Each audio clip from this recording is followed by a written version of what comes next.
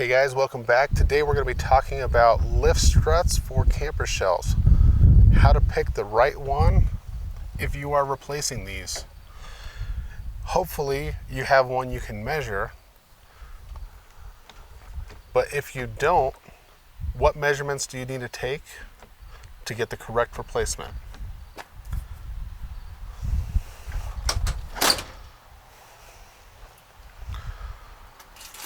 So if you're lucky enough to have one still attached, you can remove that and measure that one because you know it'll be correct.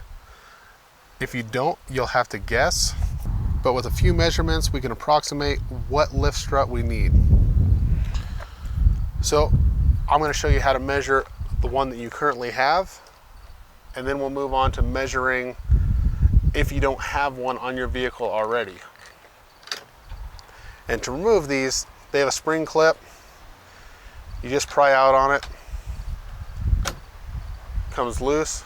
You have to be careful because now there is nothing holding this glass up. I'm going to do the same thing up top. Pop that off.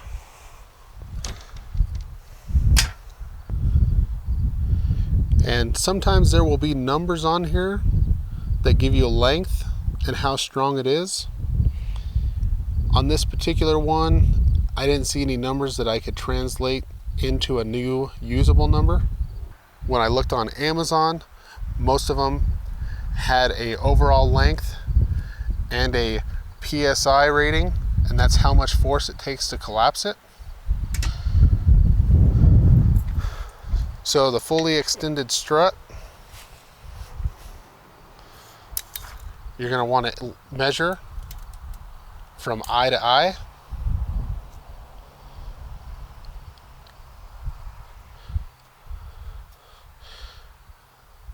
This one is 12 inches.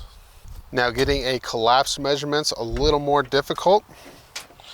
Sometimes it's good to have two people, but if there's any pressure left in the spring that you're using, you'll have to collapse it and then measure. This one's about 9 inches, but not every manufacturer is going to give you the spec of this unit collapsed. It's kind of a general spec of the overall length. And then next, for this length, there are numerous different weight ratings. I saw several that were rated for 80 pounds and 90 pounds. But that seemed like too high. This one here was rated for 24 pounds.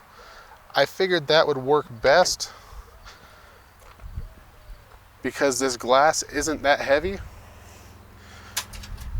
But you can't really measure the lifting here because that's not where the strut is lifting. The strut is actually lifting here. So the amount of force required to lift from right here is a lot higher than if it was lifting out here.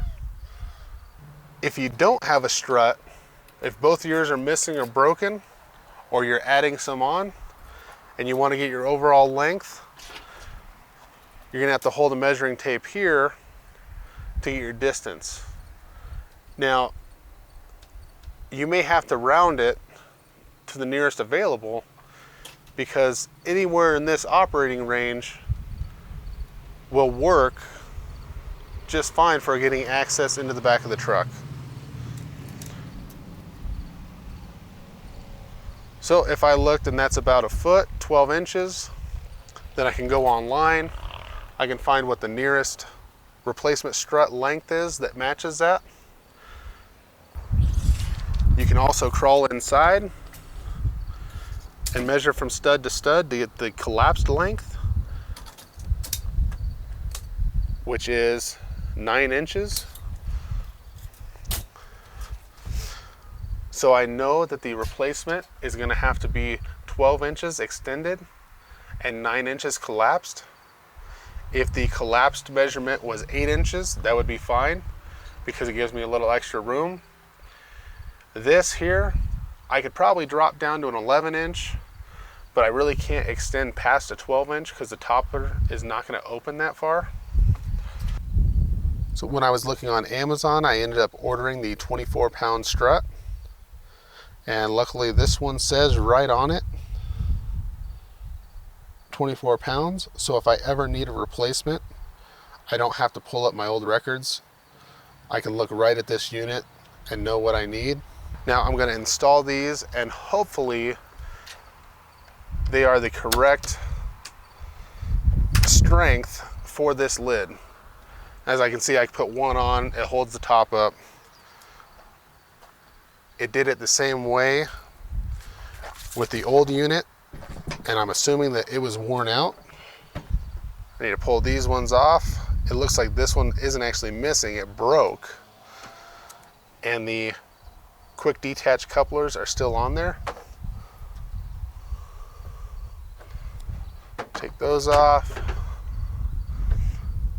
and install this new one. Hopefully with 2 struts on here, I will still be able to close the lid, and it closes no problem. So we are good to go. If you found this video helpful, go ahead and hit that thumbs up button. If you want to see more videos like this, go ahead and subscribe and click the bell notification icon. Thanks for watching, and I'll see you next time.